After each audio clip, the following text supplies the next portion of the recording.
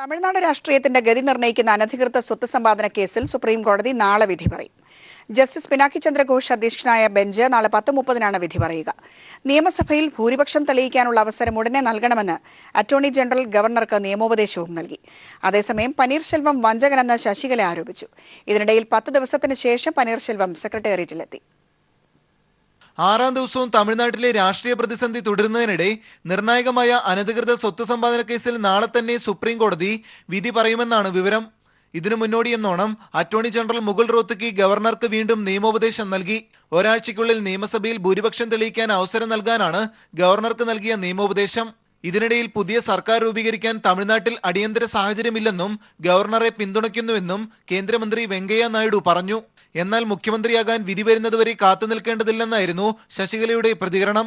ജയലളിതയുടെ മരണ ദിവസം മുതൽ പാർട്ടിയെ പിളർത്താൻ പനീർസെൽവം ശ്രമിച്ചുവെന്നും വഞ്ചകനെന്നും ശശികല ആരോപിച്ചു. അവരെ இருக்கட்டும் என்ன நான் வரணும்னு ஆசைப்படலையே, அதான உண்மை.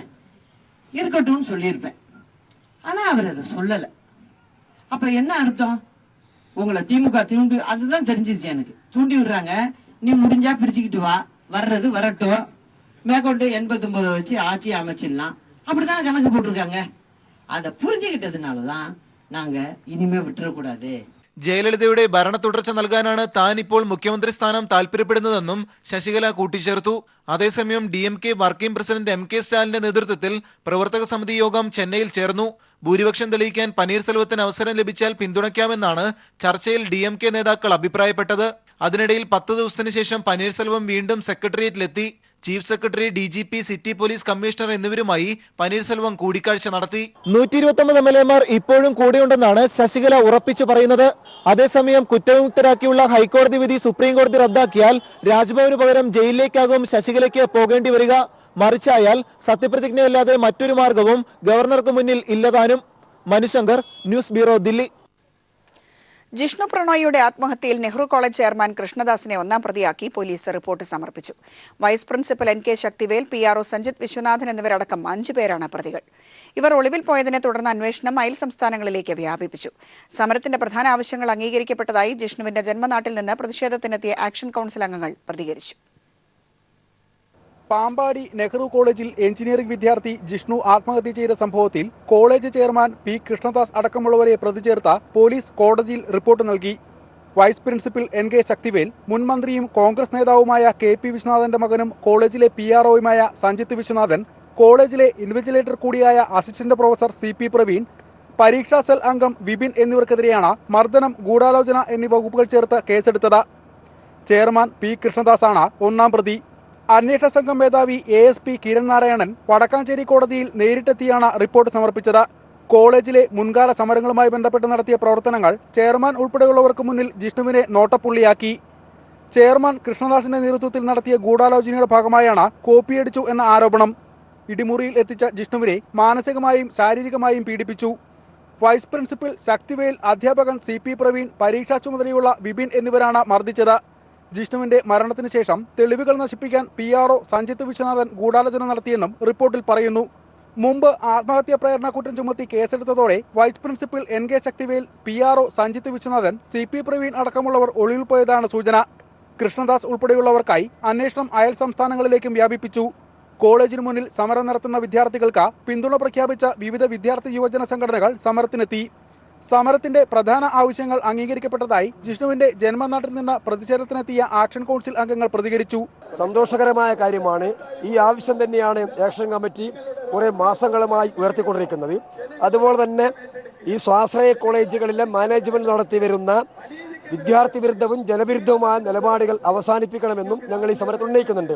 സമരത്തിൽ പങ്കെടുത്തവരെ കോളേജ് ചെയർമാൻ P. കൃഷ്ണദാസ് വധഭീഷണി മുഴക്കിയ സംഭവത്തിൽ രക്ഷിതാക്കൾ മുഖ്യമന്ത്രിക്കും DGPക്കും വിദ്യാഭ്യാസ മന്ത്രിക്കും പരാതി നൽകി.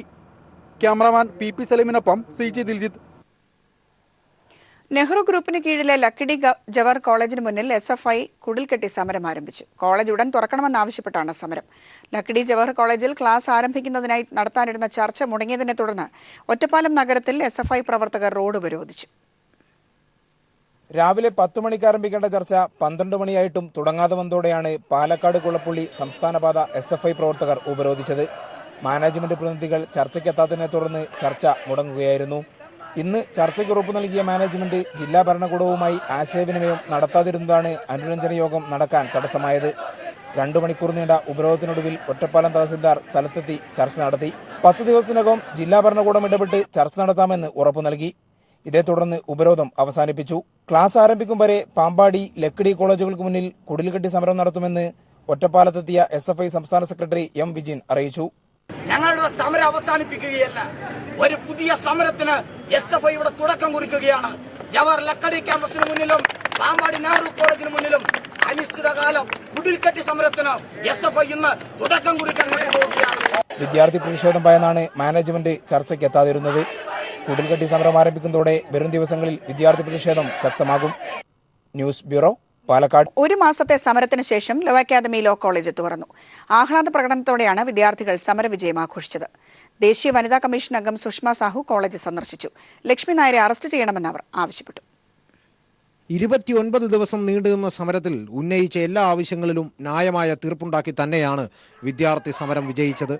9 മണിക്ക് ക്ലാസുകൾ ആരംഭിക്കുമ്പോൾ തന്നെ വിദ്യാർത്ഥികളുടെ മുഖത്ത് വിജയസ്മിതം കാണാമായിരുന്നു. 11 മണിയോടെ SFIയുടെ പ്രകടനം ആരംഭിച്ചു. ആവേശത്തോടെ നടന്ന പ്രകടനത്തിൽ വിദ്യാർത്ഥിനികളുടെ വലിയ പങ്കാളിത്തമുണ്ടായി. മുദ്രാവാക്യം വിളിച്ചും മധുരപലഹാരം വിതരണം ചെയ്തും ചെണ്ട കൊട്ടിയും SFI വിജയാഹ്ലാദ പ്രകടനം നടത്തി.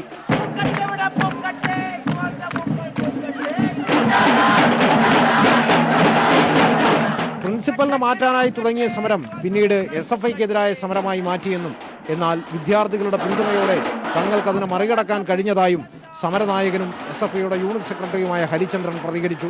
അക്കാഡമി സമരത്തിന്റെ ഭാഗമായി ആദ്യഘട്ടം മുതലേ SFIക്കെതിരെ വലിയ രീതിയിലുള്ള ആരോപണങ്ങളാണ് വന്നുകൊണ്ടിരുന്നത്. സംസ്ഥാന വ്യാപകമായി ഒരു SFI വിരുദ്ധ ക്യാമ്പയിന്റെ ഭാഗമായിട്ടാണ് ഈ കാര്യങ്ങൾ നടന്നു പോകുന്നതെന്ന് ഞങ്ങൾ വിശ്വസിക്കുക. ഈ കേരളത്തിലെ കൈരളിയോ ദേശാഭിമാനിയോ ഒഴികെയുള്ള മറ്റൊരു മാധ്യമങ്ങളും കേരളത്തിൽ SFIയെ അംഗീകരിച്ചുകൊണ്ട് അനുമോദിച്ചുകൊണ്ട് ഒരു വാർത്തയും എഴുതിയിട്ടില്ല. അല്ലെ സമരത്തിന്റെ ഒരു വലിയൊരു ഘട്ടത്തിൽ ഈ സമരവുമായിട്ട് നേരിട്ട് ഇടപെട്ട് നിൽക്കാത്ത ഒരുപാട് കുട്ടികൾ തെറ്റിദ്ധാരണയുടെ അടിസ്ഥാനത്തിൽ മാറുന്ന ഒരു അവസ്ഥ ഉണ്ടായിരുന്നു. പക്ഷെ ആ കുട്ടികളോടൊക്കെ ഈ സമരം കഴിഞ്ഞ് ഇതാണ് കാര്യങ്ങളെന്ന് ഞങ്ങൾക്ക് പറയുമ്പോൾ നല്ല ശതമാനം ആൾക്കാർ അവർ ഇങ്ങോട്ട് തിരിച്ചു വന്നുകൊണ്ട് ഇതായിരുന്നല്ലേ ശരി, SFI പറഞ്ഞത് ശരിയായിരുന്നു എന്ന് തിരിച്ചിങ്ങോട്ട് പറയുന്ന ഒരു അവസ്ഥയിലേക്ക് ഒരുപാട് കുട്ടികൾ മാറിയിട്ടുണ്ട്.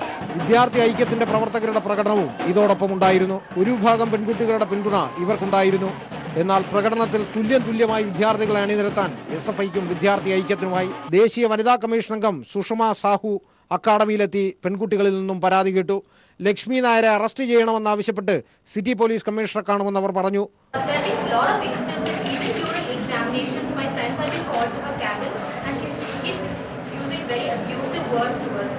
29 ദിവസത്തിലേറെ നീണ്ടുനിന്ന സമരത്തിനൊടുവിൽ തികച്ചും സമാധാന അന്തരീക്ഷത്തിൽ തന്നെയാണ് ഇന്ന് ക്ലാസുകൾ പുനരാരംഭിച്ചത്. എന്നാൽ ലോ അക്കാഡമിയെ ചൂട് നിൽക്കുന്ന വിവാദങ്ങൾ അത്ര വേഗം കെട്ടടങ്ങില്ല എന്നതാണ് പുറത്തുവരുന്ന വാർത്തകൾ നൽകുന്ന സൂചന. ക്യാമറാമാൻ ദേവദത്തിനൊപ്പം S. ജീവൻകുമാർ, തിരുവനന്തപുരം. സ്വാശ്രയ മാനേജ്മെന്റുകൾക്കെതിരെ VS അച്യുതാനന്ദൻ. മാനേജ്മെന്റുകൾ ഷൈലോക്കിയൻ സമീപനമാണ് സ്വീകരിക്കുന്നത്. അടിയന്തരമായി മാനേജ്മെന്റുകളുടെ മേധാവിത്വം നിയന്ത്രിക്കണമെന്നും VS ആവശ്യപ്പെട്ടു. ഇന്ന് ഉന്നത വിദ്യാഭ്യാസ രംഗത്ത് സ്വാശ്രയ മാനേജ്മെന്റുകളുടെ മേധാവിത്വമാണ് നിലനിൽക്കുന്നത്. സർക്കാരുമായി ഉണ്ടാക്കുന്ന ധാരണ തന്നെ കാറ്റിൽ പറത്തി തങ്ങൾക്ക് തോന്നുന്ന മട്ടിൽ ഉന്നത വിദ്യാഭ്യാസ മേഖല കൈയടക്കും എന്ന വാശിയാണ് ചില സ്വാശ്രയ മാനേജ്മെന്റുകൾ പുലർത്തുന്നത്. ഷൈലോക്യൻ രീതിയിലുള്ള മാനേജ്മെന്റുകളെ മൂക്കുകയറിടാനും നിയന്ത്രിക്കാനും അധികൃതർ ഒരു തരത്തിലുള്ള അമാന്തവും കാട്ടിക്കൂടാ എന്നതിലേക്കാണ് ഈ സമരങ്ങളൊക്കെ വിരൽ ചൂണ്ടുന്നത്. ലോ അക്കാദമി സമരത്തെ CPM CPI സംഘർഷമാക്കാൻ ശ്രമം നടന്നുവെന്ന് CPM സംസ്ഥാന സെക്രട്ടറി കോടിയേരി ബാലകൃഷ്ണൻ. CPMഉം CPIയും യോജിച്ച് പ്രവർത്തിക്കുന്നവരാണെന്നും എന്നാൽ അവർ 2 ചേരിയിലാകുമെന്ന് ചിലർ സ്വപ്നം കണ്ടുവെന്നും കോടിയേരി പറഞ്ഞു. SFIക്കെതിരെ സംഘടിതമായ പ്രചരണം നടത്തുന്നുവെന്നും കോടിയേരി കൂട്ടിച്ചേർത്തു. ഈ പ്രശ്നം ഉപയോഗിച്ചുകൊണ്ട് CPIയും CPMഉം രണ്ടായി വേർതിരിയും, 2 ചേരിയായിട്ട് മാറും. അത് ഉപയോഗിച്ചുകൊണ്ട് ഞങ്ങൾക്ക് കേരള രാഷ്ട്രീയത്തിൽ കടന്നു കയറാം എന്ന് ചിലരൊക്കെ സ്വപ്നം കണ്ടു. അതൊന്നും ഇവിടെ നടക്കാൻ പോകുന്നില്ല. CPIയും CPMഉം ഏറ്റവും യോജിപ്പോടുകൂടി പ്രവർത്തിക്കുന്ന 2 ഇടതുപക്ഷ പ്രസ്ഥാനങ്ങളാണ്. SFIക്കെതിരായിട്ട് സംഘടിതമായൊരു പ്രചാരവേല ഇപ്പോൾ നടത്തിക്കൊണ്ടിരിക്കുകയാണ്.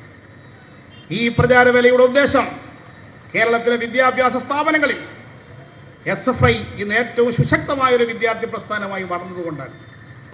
താൽക്കാലികമായ പ്രതിരോധത്തിൽ പെട്ടുപോകുന്നവർ, ഇങ്ങനെ പലരും പെട്ടുപോയാലും അവർ വസ്തുതകൾ തിരിച്ചറിയും, ശരിയായ നിലപാടുകൾ എടുക്കുമെന്ന കാര്യത്തിൽ യാതൊരു സംശയവുമില്ല. പാതയോരത്തെ മദ്യശാലകൾ അടച്ചുപൂട്ടിയ സുപ്രീം കോടതി ഉത്തരവിൽ വ്യക്തത ആവശ്യപ്പെട്ട് കേരളം ഹർജി നൽകി. ബിയർ, വൈൻ, കള്ള് എന്നിവ മദ്യത്തിന്റെ നിർവചനത്തിൽ നിന്ന് മാറ്റണം. മദ്യശാലകളുള്ള 5 സ്റ്റാർ ഹോട്ടലുകൾക്ക് വിധി ബാധകമാണോ എന്ന് വ്യക്തമാക്കണമെന്നും ഹർജിയിൽ ആവശ്യപ്പെട്ടിട്ടുണ്ട്. ദേശീയപാതയോരത്തെ മദ്യശാലകൾ നിരോധിച്ച് ഡിസംബർ 15-ാം തീയതി സുപ്രീം കോടതി പുറപ്പെടുവിച്ച ഉത്തരവിൽ വ്യക്തതയും ഭേദഗതിയും ആവശ്യപ്പെട്ടാണ് കേരളം ഹർജി നൽകിയിരിക്കുന്നത്. ടൂറിസം കാറ്റഗറിയുടെ അടിസ്ഥാനത്തിൽ ബാറുകൾ പ്രവർത്തിക്കുന്ന 5 സ്റ്റാർ ഹോട്ടലുകൾക്കും റിസോർട്ടുകൾക്കും വിധി ബാധകമാണോ എന്ന കാര്യത്തിൽ വ്യക്തത വരുത്തണം. വിധിന്യായത്തിലെ 2 കാര്യങ്ങളിൽ ഭേദഗതി ആവശ്യപ്പെടുന്നുണ്ട്. ഒന്ന്, സംസ്ഥാനത്തെ മുനിസിപ്പാലിറ്റികൾ, കോർപ്പറേഷനുകൾ എന്നിവയുടെ പരിധിയിൽ ബിവറേജസ് കോർപ്പറേഷന്റെയും സിവിൽ സപ്ലൈസിന്റെയും മദ്യശാലകൾ സ്ഥിതി ചെയ്യുന്നു. ദേശീയപാതയോരത്ത് സ്ഥിതി ചെയ്യുന്ന ഇവയെ വിധിയിൽ നിന്നും ഒഴിവാക്കണം. 2, മദ്യത്തിന് നൽകിയിരിക്കുന്ന വ്യാഖ്യാനത്തിൽ നിന്നും ബിയർ, വൈൻ, കള്ള് എന്നിവയെ മാറ്റണം. അങ്ങനെ ബിയർ, വൈൻശാലകൾ, കള്ളുഷാപ്പുകൾ എന്നിവയ്ക്ക് നിലവിലെ സ്ഥിതി തുടരാനാകും. വിധി ബാധകമാക്കിയാൽ ഉണ്ടാകുന്ന സാമ്പത്തിക നഷ്ടവും കേരളം ഹർജിയിൽ ചൂണ്ടിക്കാട്ടുന്നുണ്ട്. ഇത്തരത്തിലുണ്ടാകുന്ന സാമ്പത്തിക നഷ്ടം കേന്ദ്ര സർക്കാർ നികത്തണം. മാർച്ച് 30-നകം മദ്യശാലകൾ മാറ്റണമെന്ന സമയപരിധി അടുത്ത സാമ്പത്തിക വർഷമായ 1/4/2018 വരെയെങ്കിലും നീട്ടണം. ഹർജിയിൽ സുപ്രീം കോടതി ഉടൻ തന്നെ വാദം കേൾക്കും. News bureau, Delhi. കള്ള്, ബിയർ, വൈൻ എന്നിവ മദ്യത്തിന്റെ പരിധിയിൽ നിന്ന് ഒഴിവാക്കാൻ സർക്കാർ ആവശ്യപ്പെട്ടിട്ടില്ലെന്ന് എക്സൈസ് മന്ത്രി ടി പി രാമകൃഷ്ണൻ. വിധിയിൽ വ്യക്തത വേണമെന്ന് മാത്രമാണ് ആവശ്യപ്പെട്ടതെന്നും പുറത്തുവരുന്ന വാർത്തകൾ തെറ്റാണെന്നും മന്ത്രി കോഴിക്കോട് പറഞ്ഞു.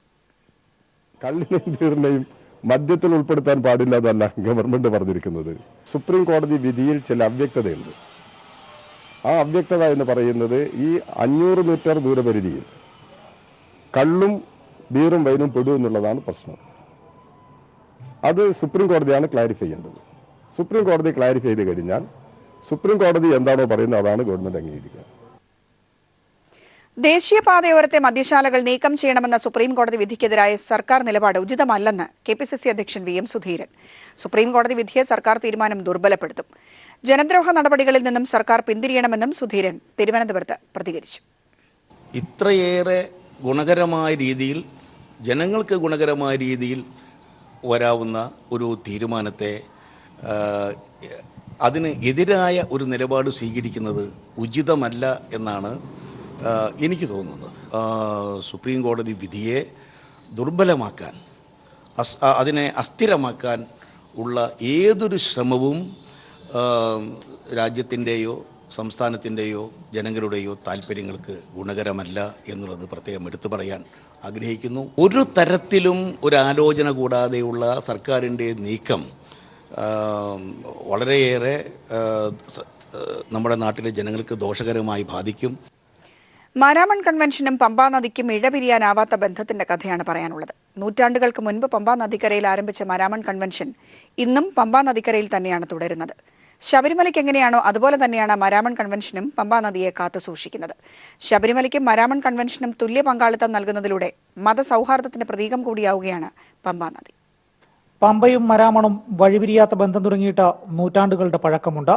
121 വർഷങ്ങൾക്ക് മുമ്പ് പമ്പാ നദിക്കരയിൽ ഒരു പ്രാർത്ഥനയായി തുടങ്ങിയ മരാമൺ കൺവെൻഷൻ ഇന്ന് ഏഷ്യയിലെ തന്നെ ഏറ്റവും വലിയ കൺവെൻഷനായി മാറിയെങ്കിൽ അതിൽ പമ്പാ നദിക്കുള്ള പ്രാധാന്യം ഒരിക്കലും വിസ്മരിക്കാനാവില്ല. കാലങ്ങൾ പിന്നിട്ടപ്പോൾ മനുഷ്യന്റെ പ്രകൃതി ചൂഷണം കൊണ്ട് പമ്പയൊന്ന് ക്ഷയിച്ചെങ്കിലും മരാമൺ കൺവെൻഷനെ തന്റെ മാറോട് ചേർത്ത് നിർത്തുന്നുണ്ട്. മനുഷ്യ സംസ്കാരത്തിന് ലഭിച്ച അനുഗ്രഹീത ഭൂമിയായി മാറിയിരിക്കുകയാണ് പമ്പാ നദിക്കരയിലെ മരാമൺ മണപ്പുറവും. വെള്ളത്തെ പിടിച്ചു നിർത്തി ഉറവകളെ പരിപോഷിപ്പിച്ചും കുത്തൊഴുക്ക് തടഞ്ഞും മത്സ്യങ്ങൾക്ക് കൃത്യമായ വാസസ്ഥലമൊരുക്കിയും പമ്പ മുന്നോട്ടു പോകുമ്പോൾ മരാമൺ മണൽപ്പുറത്ത് ഭക്തിയാൽ ആത്മാവിനെ നിറച്ചാണ് കൺവെൻഷൻ മുന്നോട്ടു പോകുന്നത്. സ്നേഹത്തിന്റെയും കാരുണ്യത്തിന്റെയും വിത്തുകൾ സഭാപിതാക്കന്മാർ മരാമൺ മണൽപ്പുറത്ത് പാകിയപ്പോൾ ലോകത്തെ തന്നെ വലിയ ചർച്ചയായ ആശയങ്ങൾക്ക് ഇവിടെ തുടക്കമിടാനായിട്ടുണ്ട്. നൂറ്റാണ്ടുകൾക്ക് മുമ്പ് ആരംഭിച്ച കൺവെൻഷൻ കാലം പിന്നിട്ടിട്ടും വലിയ മാറ്റമൊന്നുമില്ലാതെ ഇപ്പോഴും തുടരുന്നു. ഓല കൊണ്ട് മേഞ്ഞ പന്തലും മണൽപ്പുറവുമെല്ലാം മരാമണിന്റെ കാലം കൊണ്ട് മായ്ക്കാനാകാത്തതും മാറ്റാത്തതുമായ തുടർച്ചയാണ്. ശബരിമല തീർത്ഥാടകർ പമ്പയ്ക്ക് നൽകുന്ന പ്രാധാന്യം തന്നെയാണ് മരാമണിലെത്തുന്ന ഓരോ വിശ്വാസിയും മരാമണിന്റെ ഓരം ചേർന്ന് പോകുന്ന പമ്പാ നദിക്കും നൽകുന്നത്. മഴ കുറഞ്ഞ വർത്തമാനകാലത്തും വരും തലമുറക്കായി എല്ലാ പുണ്യവും കാത്തുവെക്കുന്നുണ്ട് പമ്പ. അങ്ങനെ പമ്പ കൂടി സ്നേഹം പങ്കുവെക്കുന്ന മരാമൺ കൺവെൻഷൻ പ്രകൃതിയുടെ കൂടി ഉത്സവമായി മാറി. വർഷങ്ങൾക്ക് മുമ്പ് പമ്പാ നദിക്കരയിൽ ആരംഭിച്ച മരാമൺ കൺവെൻഷൻ 122 വർഷത്തിൽ എത്തി നിൽക്കുമ്പോഴും പമ്പയുടെ കൈപിടിച്ച് തന്നെയാണ് മുന്നോട്ട് പോകുന്നത്.